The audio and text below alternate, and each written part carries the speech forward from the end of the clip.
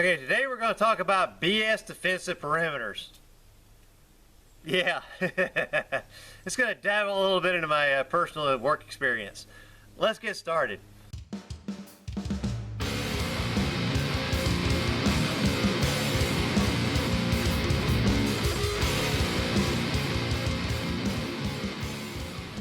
Hello, my name is Arthur. I'm the CEO and founder of Techberry Solutions. We teach wartime tactics to citizens for home defense purposes, and today we're going to talk about cameras and BS perimeter defense systems. Look, guys, I worked 13 years in reconnaissance, and it's 13 years of getting in places I was not supposed to be in. So to say that I've had to deal with cameras would be a vast understatement. I can tell you right now, if you have a live feed camera, you're going to have a guy sitting in a room with a bunch of different monitors, or with one big monitor with a bunch of little camera spots on it, and he's not really going to be paying a whole lot of attention to it. What catches human eye is fast movement, or just any kind of movement, really. It's part of the reason why when you talk naturally, you use your hands, because you're subconsciously drawing the attention of the individual you're talking to. If you notice, I do it a lot. It's what I call talking with your hands, right? Okay, here's the thing. When you move like this on camera, you're moving laterally to it, you're going to pick up attention. But when you're moving in like this right here, very slow and steady, you're not drawing a whole lot of attention. Same thing when you're walking backwards away from it. You're not really drawing a whole lot of attention. So unless old boy's sitting there attentively looking at the screen like this, which he's not going to do because it hurts your eyes after a while, he's totally not even going to see you. Done it, got there, unplugged the camera. Guys walked right in, plugged the camera back in, and slid back down the wall.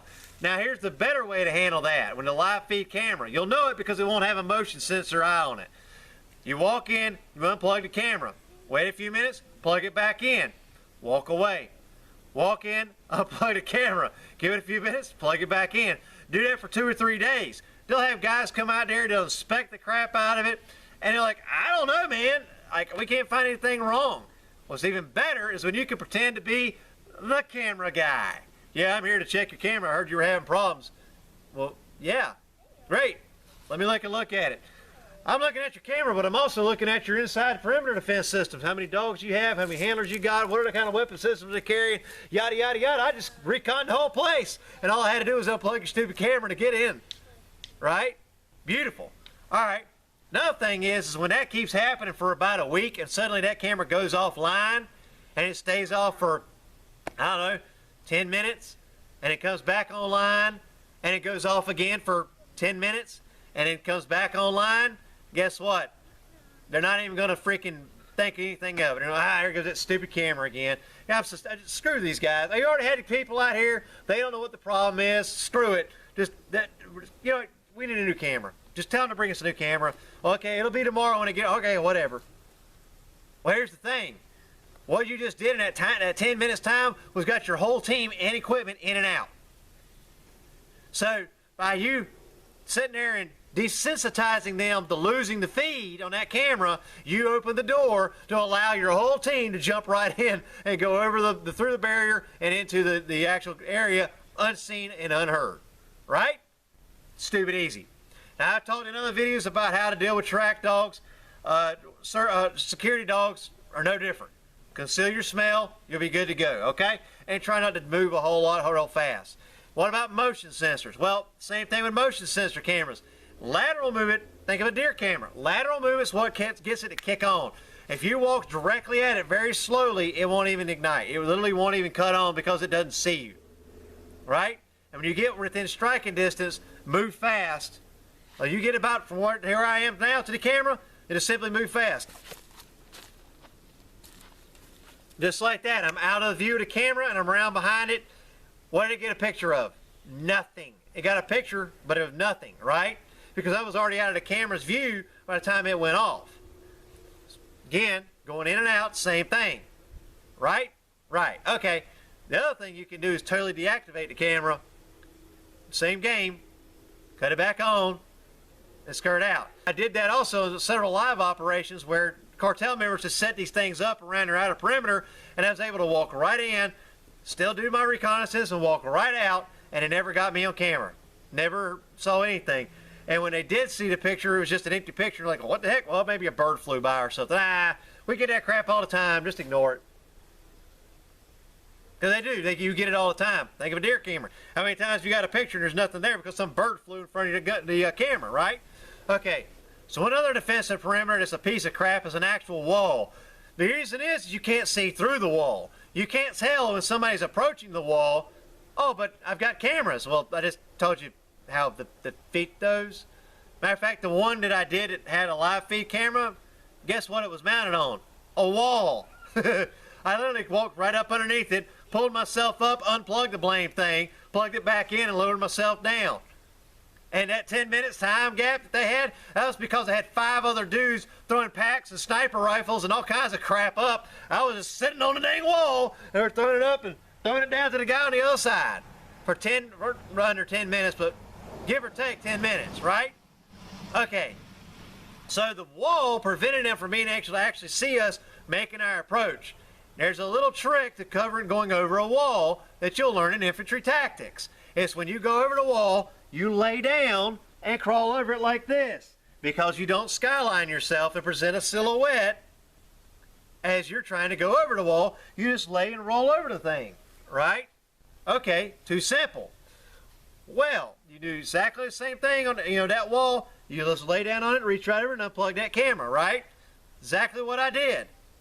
Now, you get up on that wall, I can kind of tick my head up, and I can see what's going on the other side of it. I can see if I got vegetation to drop down in. Hey, there's a nice little trees and shrubbery mess in here. I just drop right in behind that. They won't even know I'm here, right?